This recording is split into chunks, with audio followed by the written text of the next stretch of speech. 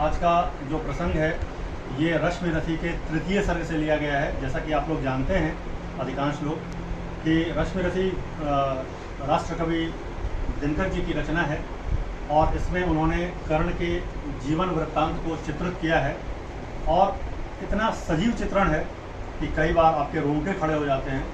और उनकी जो काव्य शैली है, उनकी जो भाषा पर जो उनका अधिकार है दिनकर जी का, ये सब तो देखने को मिलेगा ही। और ऊपर से कर्ण जैसे महायोद्धा की और महादानी की, उसके महत तेज की ये जो व्याख्या है ये आप सबको रोमांचित कर देगी। तो देखिए, ये तृतीय सर्ग किसके विषय में ये बताता हूँ। पांडव लोग अज्ञातवास से वापस आए हैं और अपने अधिकार की मांग कर रहे हैं कि आधा राज्य उनको दिया जाए, क्योंकि उनका अज्ञातवास पूरा हो चुका है।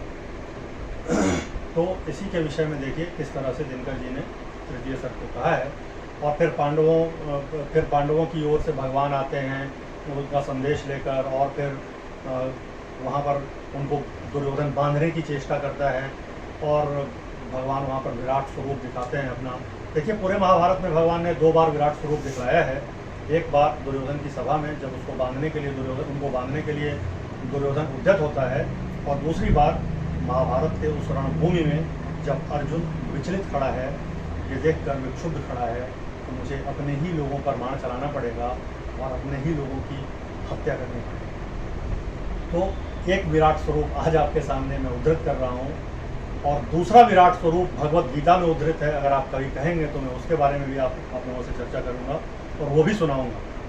तो ये दिनकर जी के रश्मिरथी से उद्धृत है तृतीय सर्ग से। हो गया पूर्ण अज्ञातवास, पांडवों का अज्ञातवास पूर्ण हो चुका है। हो गया पूर्ण अज्ञातवास, पांडव लौटे वन से साहस, पावक में कनक सदृश तप कर वीरत्व लिए कुछ और प्रखर। हो गया पूर्ण अज्ञातवास, पांडव लौटे वन से साहस, पावक में कनक सदृश तप कर वीरत्व लिए कुछ और प्रखर। नस नस में तेज प्रवाह लिए कुछ और नया उत्साह लिए, सच है विपत्ति जब आती है कायर को ही दहलाती है। शूरमा नहीं विचलित होते, क्षण एक नहीं धीरज खोते, विघ्नों को गले लगाते हैं, कांटों में राह बनाते हैं। मुख से न कभी उफ कहते हैं, संकट का चरण न गहते हैं। जो आ पड़ता सब सहते हैं, उद्योग निरत रहते हैं। शूलों का मूल नशाने को, बढ़कर विपत्ति पर छाने को, दुर्योधन को समझाने को, भीषण विध्वंस बचाने को भगवान हस्तिनापुर आए, पांडव का संदेशा लाए।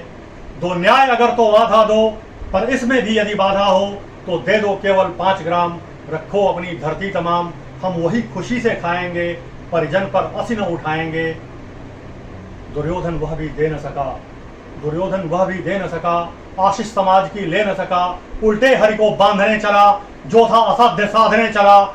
हर ने भीषण हुंकार किया, अपना स्वरूप विस्तार किया। डगमग डगमग दिग्गज डोले, भगवान कुपित होकर बोले, जंजीर बढ़ाकर साध मुझे। हाँ हाँ दुर्योधन बांध मुझे, या देख गगन मुझ में लय है, या देख पवन मुझ में लय है। मुझ में विलीन झंकार सकल, मुझ में लय है संसार सकल।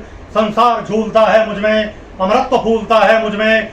उदयाचल मेरा दीप्त भाल, भूखंडल वक्षस्थल विशाल। उदयाचल मेरा दीप्त भाल, भूखंडल वक्षस्थल विशाल। भुज परिगबंध के घेरे हैं, मैनाक मेरु पग मेरे हैं। दीप्ते ग्रह जो नक्षत्र निकर, सब है मेरे मुख के अंदर। दीप्ते ग्रह जो नक्षत्र निकर, सब है मेरे मुख के अंदर। दृढ़ हो तो दृश्य कांड देख, मुझ में सारा ब्रह्मांड देख। चर अचर जीव जग क्षर अक्षर, नश्वर मनुष्य सुर जाति अमर। शतकोटि सूर्य शतकोटि चंद्र, शतकोटि रुद्र शतकोटि काल। शतकोटि दंडधर लोकपाल, जंजीर बढ़ाकर साधिने। हाँ हाँ दुर्योधन बांधिने। भूलो कतल पाताल देख, गत और अनागत काल देख। या देख जगत का आदि सृजन, या देख महाभारत का रण।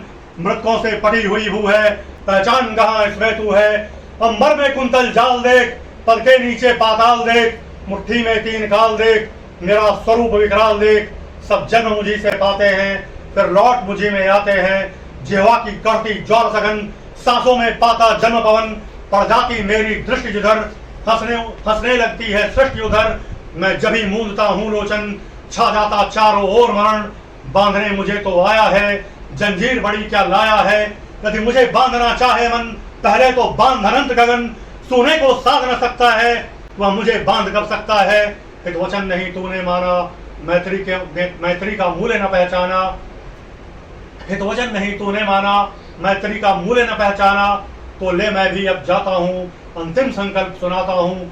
याचना नहीं अब रण होगा, जीवन जया की मरण होगा, टकराएंगे नक्षत्र निकर, बरसेगी भू पर वन्य प्रखर, भणशेष नाग का डोलेगा, विकराल काल मुंह खोलेगा, दुर्योधन रण ऐसा होगा फिर कभी नहीं जैसा होगा, आखिर तू भूषाई होगा, हिंसा का पर्दाई होगा।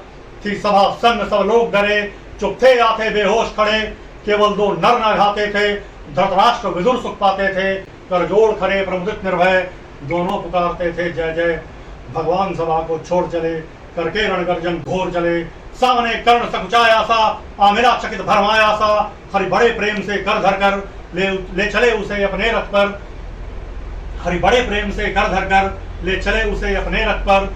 रथ चला परस्पर बात चली, शमदम की टेढ़ी घात चली, शीतल हो हरि ने कहा हाय, अब शेष नहीं कोई उपाय, हो विवश में धन धरना है, क्षत्रिय समूह को मरना है। मैंने कितना कुछ कहा नहीं, विश्व व्यंग्य कहाँ तक सहा नहीं, पर दुर्योधन मत वाला है, कुछ नहीं समझने वाला है। चाहिए उसे बस रण केवल, सारी धरती की मरण केवल, हे वीर तुम ही बोलो वो काम, क्या वस्तु बड़ी थी 5 ग्राम, वह भी कौरव को भारी है, मत गई मूढ़ की मारी है। दुर्योधन को बोधूं कैसे, इस रण को अवरोधूं कैसे, सोचो क्या दृश्य विकट होगा, रण में जब कार प्रकट होगा। बाहर शोणित की तप्त धार, भीतर विधवाओं की पुकार, निरशन विषन्न बिल्लाएंगे, बच्चे अनाथ चिल्लाएंगे। चिंता है मैं क्या और करूं, शांति को छिपा के सोट धरूं, सब राह बंद मेरे जाने। हाँ एक बात यदि तू माने, तो शांति नहीं जल सकती थी, सम्राज्ञी अभी टल सकती थी। पा तुझे धन्य है दुर्योधन, तू एकमात्र उसका जीवन, तेरे बल की है आस उसे, तुझसे जय का विश्वास उसे।